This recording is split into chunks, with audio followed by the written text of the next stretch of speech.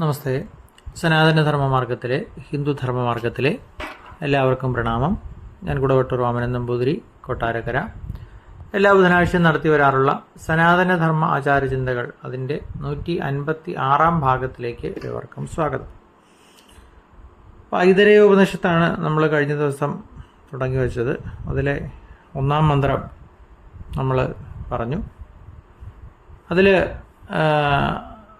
ഒന്നായ പരമചൈതന്യത്തിൽ നിന്ന് വിവിധങ്ങളായ മറ്റ് ചൈതന്യാവസ്ഥകൾ, ചൈതന്യാംശങ്ങൾ ഉണ്ടായി എന്ന് നമ്മൾ സൂചിപ്പിക്കുകയുണ്ടായി. 2-ാം മന്ത്രത്തിൽ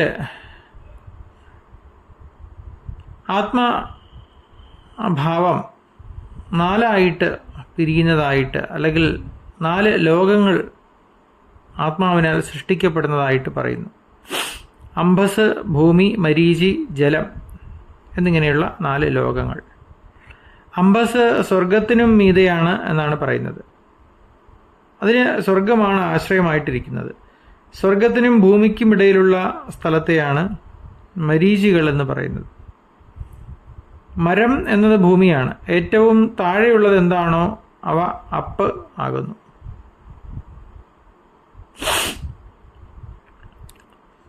ബുദ്ധിമാനായ ഒരു ആശാരി നല്ലവണ്ണം ആലോചിച്ച് കെട്ടിടത്തിൻ്റെ രൂപരേഖയൊക്കെ തയ്യാറാക്കി. അപ്പോൾ ആധുനിക ഭാഷയിൽ പറഞ്ഞാൽ എഞ്ചിനീയർ.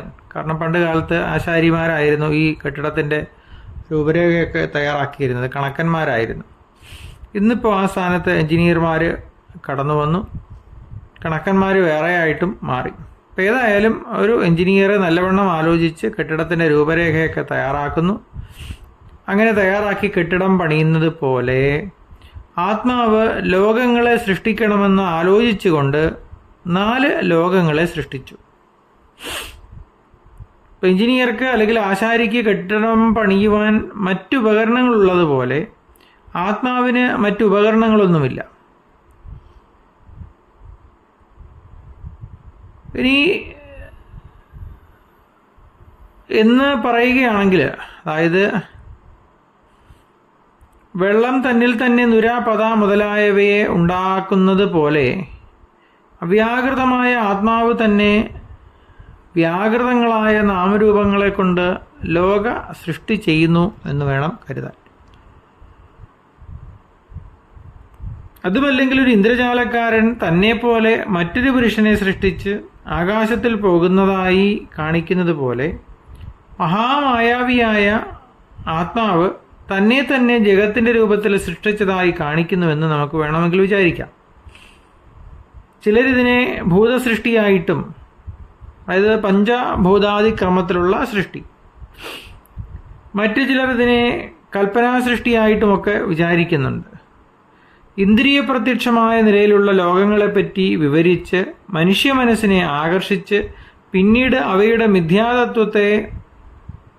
മിഥ്യാത്വത്തെ കാണിച്ച് പതുക്കെ പരമാർത്ഥ അല്ലെങ്കിൽ പാരമാർത്ഥിക തലത്തിലേക്ക് ഉയർത്തുന്ന ഒരു പ്രക്രിയയാണ് പലപ്പോഴും വൈദിക ഋഷിവര്യന്മാർ സ്വീകരിക്കാറുള്ളത്. അപ്പം അതനുസരിച്ചിട്ട് ഈ ഉപനിഷത്തിലും ആദ്യം ബ്രഹ്മാണ്ടത്തെയും അതിലുള്ള വിവിധ സൃഷ്ടികളെയും പറ്റി പറയുന്നു. പുരാണങ്ങളിൽ സാധാരണ വിവരിച്ച് കാണുന്ന 14 ലോകങ്ങൾക്ക് മൂലഭൂതങ്ങളായിരിക്കണം ഇവിടെ പറയുന്ന ഈ 4 ലോകങ്ങൾ. നേരത്തെ പറഞ്ഞ അംബസ്, ഭൂമി, മരീചി, ജലം. സ്വർലോകത്തിന് മുകളിലുള്ള ലോകങ്ങളെയെല്ലാം അംബസ് എന്ന പേര് കൊണ്ട് പറയുന്നു. അംബസ് എന്നാൽ വെള്ളം. ആകാശത്തിൻ്റെ അത്യുന്നത തലങ്ങളിൽ കടലിൻ്റെ മധ്യം എന്ന പോലെ നീല നിറമായിട്ടാണ് കാണുന്നത് എന്ന് നമുക്കറിയാം.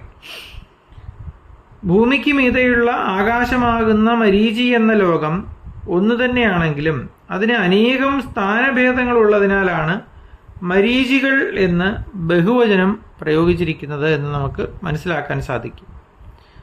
മരീചി എന്നാൽ രശ്മി എന്നൊരർത്ഥമുണ്ട്. ആകാശത്തിൽ കൂടിയാണ് രശ്മികൾ സഞ്ചരിക്കുന്നത്, അതും നമുക്കറിയാം. ഭൂമി തന്നെയാണ് മരം എന്ന് പറയുന്നത്. അപ്പോൾ ഇതിലെല്ലാം മരിക്കുന്നു എന്നതുകൊണ്ടാണ് ഇതിന് മരം എന്ന് പേര് വന്നത്. അപ്പോൾ ഭൂമിയിലുള്ളതിനെല്ലാം മരണം സംഭവിക്കുന്നത് കൊണ്ട് ഭൂമിക്ക് മരം എന്ന പേരും ഉണ്ട് എന്ന് താല്പര്യം. ഭൂമിക്ക് താഴെയുള്ള ലോകങ്ങൾക്ക് അപ്പ് എന്ന് പറയുന്നു. അപ്പെന്ന് പറഞ്ഞാൽ വെള്ളം. സമുദ്രത്തിലെ വെള്ളം അധോലോകങ്ങളിലേക്ക് വ്യാപിക്കുന്നു എന്ന പൗരാണിക വിശ്വാസം കൊണ്ടാകാം അതിന് അപ്പ് എന്ന പേര് വന്നത്. ഇത് രണ്ടാം മന്ത്രത്തിൻ്റെ ഒരു വ്യാഖ്യാനമാണ്. ഈ മൂന്നാം മന്ത്രത്തിലേക്ക് കടക്കുമ്പോൾ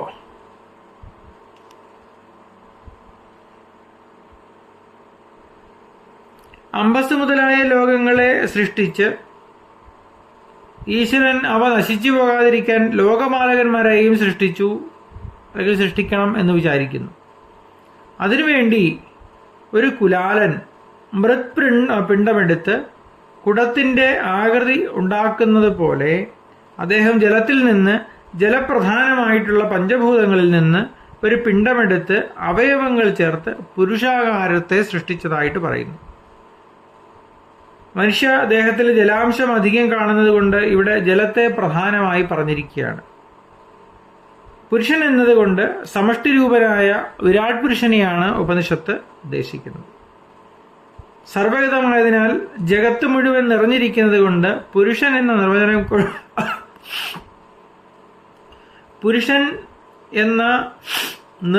കൊണ്ട് സമഷ്ടിരൂപനായ വിരാട്ടിനെയും ശരീരത്തിലോ ബുദ്ധിയിലോ വിഷയാനുഭവത്തിനു വേണ്ടി കുടികൊള്ളുന്നത് കൊണ്ട് പുരുഷൻ എന്ന നിർവചനം കൊണ്ട് വെഷ്ടിരൂപനായ മനുഷ്യനെയും പുരുഷൻ എന്ന് പറയാവുന്നതാണ് എന്ന് ഉപനിഷത്ത് സൂചിപ്പിക്കുന്നു.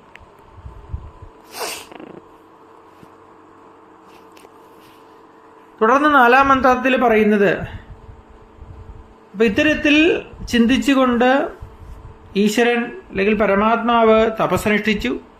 ആ തപസ്സിന്റെ അത്യധികമായ ചൂടിനാൽ അതിൻ്റെ വക്ത്രം പൊരിഞ്ഞിരുന്ന മുട്ട എന്ന പോലെ രണ്ടായി പിളർന്നതായിട്ട് പറയുന്നു. ആ വക്ത്രത്തിൽ നിന്നും വാക്കിൽ നിന്ന് അഗ്നിയും ഉണ്ടായി. അതിനുശേഷം 2 നാസികാദ്വാരങ്ങൾ സൃഷ്ടിക്കപ്പെട്ടു. ആ നാസാദ്വാരങ്ങളിൽ നിന്നും ജീവനും ജീവനിൽ നിന്ന് വായുവും ഉണ്ടായി. അതിനുശേഷം 2 നേത്രങ്ങളുണ്ടായി. ആ 2 നേത്രങ്ങളിൽ നിന്നും നേത്രേന്ദ്രിയവും നേത്രേന്ദ്രിയത്തിൽ നിന്നും സൂര്യനുമുണ്ടായി. അതിനുശേഷം കർണങ്ങൾ ഉൽപ്പന്നമായി. ആ കർണങ്ങളിൽ നിന്നും ശ്രോത്രേന്ദ്രിയവും ശ്രോത്രേന്ദ്രിയത്തിൽ നിന്നും ദിക്കുകളുമുണ്ടായി. അതിനുശേഷം ത്വക്കുൽപ്പന്നമായി. ത്വക്കിൽ നിന്നും രോമങ്ങളും രോമങ്ങളിൽ നിന്ന് ഔഷധികളുടെ വൃക്ഷങ്ങളുമുണ്ടായി. അതിനുശേഷം ഹൃദയം ഉൽപ്പന്നമായി.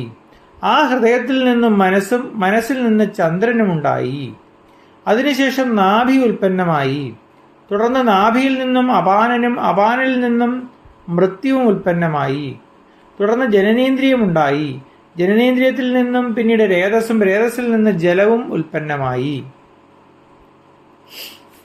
അപ്പൊ ഇതിന്റെ ഒരു സാമാന്യ താല്പര്യം, മാതൃഗർഭത്തിൽ വെഷ്ടിരൂപത്തിലുള്ള ശിശുപിണ്ഡത്തിനുണ്ടാകുന്ന രൂപപരിണാമങ്ങളെ അനുസരിച്ചിട്ടാണ് സമഷ്ടി രൂപത്തിലുള്ള വിരാട് പുരുഷപിണ്ഡത്തിന്റെ രൂപപരിണാമങ്ങളെയും വിവരിക്കുന്നത്.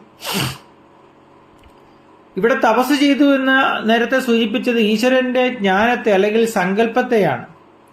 ആദ്യമായി ഇന്ദ്രിയസ്ഥാനങ്ങളും പിന്നീട് അവയിൽ കൂടി പ്രവർത്തിക്കുന്ന ഇന്ദ്രിയങ്ങളും ശേഷം അവയെ പ്രവർത്തനക്ഷമമാക്കി തീർക്കുന്ന അധിദേവതകളും, അതായത് രക്ഷാദേവതയും വിരാട് പുരുഷനിൽ നിന്നുണ്ടാകുന്നു. ഇങ്ങനെ അധിഷ്ഠാനം, കരണം, ദേവത ഇവ ക്രമത്തിലുണ്ടായി എന്ന് നമുക്ക് ചിന്തിക്കാം. ഇന്ദ്രിയാഭിമാനി ദേവതകൾ വിരാട് പുരുഷന്റെ തന്നെ അംശങ്ങളാകുന്നു. ഈ ദേവതകൾ ഇന്ദ്രിയങ്ങളെ നിയന്ത്രിക്കുന്ന പ്രത്യേകം ദേവതകളാണെന്ന് ധരിക്കണം എന്നില്ല എന്നും ഇവിടെ പറയുന്നുണ്ട്. വേദാന്തമനുസരിച്ച് വിവിധ ഇന്ദ്രിയങ്ങളിൽ കൂടി പല വിധത്തിൽ പ്രവർത്തിക്കുന്ന ആത്മചൈതന്യത്തിന്റെ ഭിന്ന പ്രകാശനങ്ങളാണ് ഈ ദേവതകൾ എന്ന് പറയുന്നു.